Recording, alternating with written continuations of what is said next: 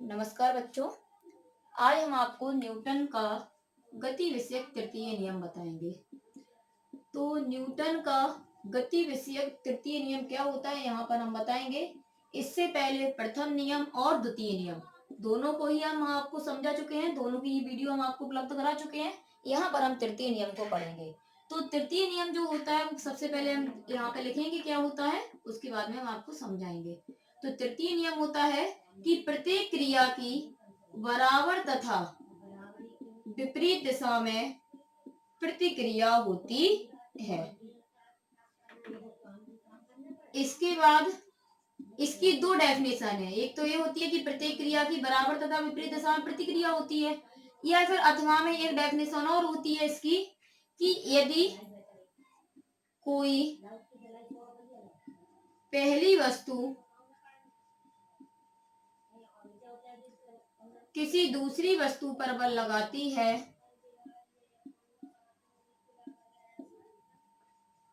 तो दूसरी वस्तु भी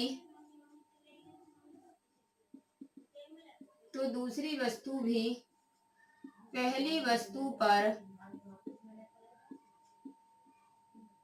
उतना ही बल विपरीत दिशा में लगाती है।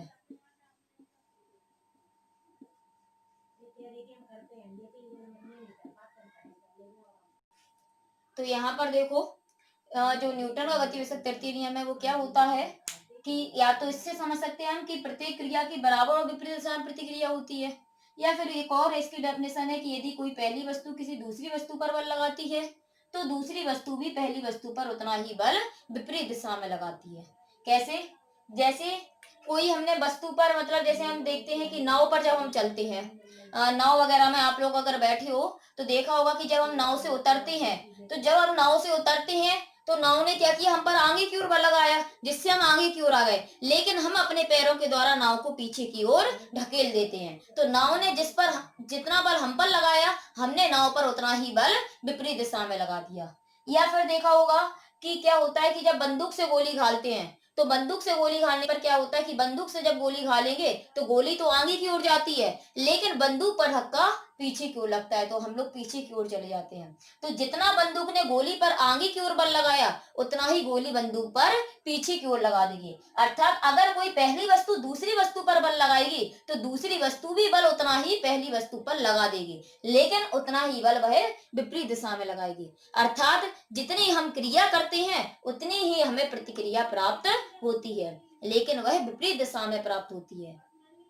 जैसे और भी कोई एग्जाम्पल, हम क्या हो जैसे मतलब जमीन पर चलते हैं, पृथ्वी पर जब हम चलते हैं तो हम पैर के द्वारा आगे की ओर जा रहे हैं, मतलब पृथ्वी हम पर आगे की ओर बल लगा रही है जिससे हम आगे की ओर चलते जा रहे हैं, लेकिन हम अपने पैरों के द्वारा पृथ्वी को पीछे की ओर धकेलते जा रहे हैं। तो पृथ्वी जितना बल हम पर आगे की ओर लगा रही है, पैरों के द्वारा पृथ्वी को हम उतना ही पीछे की ओर ढकेलते जा रहे हैं। तो मतलब जितना पहली वस्तु ने दूसरी वस्तु पर बल लगाया उतना ही दूसरी वस्तु भी पहली वस्तु पर बल विपरीत दिशा में लगाती है। कभी देखा होगा रॉकेट वगैरह जब ऊपर छोड़ा जाता है, ठीक है, तो जब रॉकेट ऊपर की ओर छोड़ा जाता है तो रॉकेट को ऊपर की ओर छोड़ते हैं, रॉकेट के अंदर ईंधन भरा होता है। तो वो ईंधन क्या होता है, जब हम रॉकेट को ऊपर छोड़ते हैं तो वो ईंधन जलने लगता है। तो क्या होता है कि जब हम रॉकेट को ऊपर की ओर छोड़ेंगे तो उसके अंदर जो ईंधन भरा है, जो गैस भरी है, वो उस गैस रॉकेट पर ऊपर की ओर बल लगाएगी और रॉकेट गैस पर उतना ही बल नीचे की ओर लगाएगा। तो जिससे क्या होगा कि रॉकेट तो ऊपर जाएगा लेकिन उसमें जो सारा गैस भरी होती है वो सारी नीचे की ओर आ जाती है। तो गैस ने रॉकेट पर जितना बल ऊपर की ओर लगाया, रॉकेट ने गैस पर उतना ही बल नीचे की ओर लगा दिया। अर्थात जितनी हम क्रिया करेंगे उतनी ही हमें विपरीत दिशा में प्रतिक्रिया प्राप्त हो जाएगी। या फिर जितना बल पहली वस्तु दूसरी वस्तु पर लगाएगी उतना ही बल दूसरी वस्तु पहली वस्तु पर भी लगाएगी। यह होता है न्यूटन का गति विषयक तृतीय नियम। इसे हम क्रिया प्रतिक्रिया का नियम भी कह सकते हैं। इस तरह से भी लिख के आ सकता है कि बताइए क्रिया प्रतिक्रिया का नियम क्या होता है, यानी तो हम यही जो तृतीय नियम होता है उसी को हम लिख सकते हैं।